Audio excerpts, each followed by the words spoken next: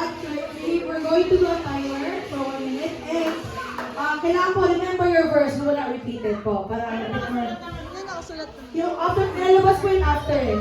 Okay. Ready? Ready? Titus! Ang hirap na! Titus chapter 2. Ang hirap din ha!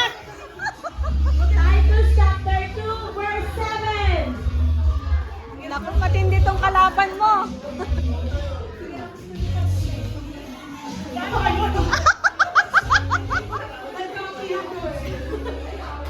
Is it Old Testament or New Testament? Pwede niyo po tinalindin sa May technique yan, pero hindi ko nakakuha pa ng technique eh. Sabihin mo na technique? Sorry, na-excite ako.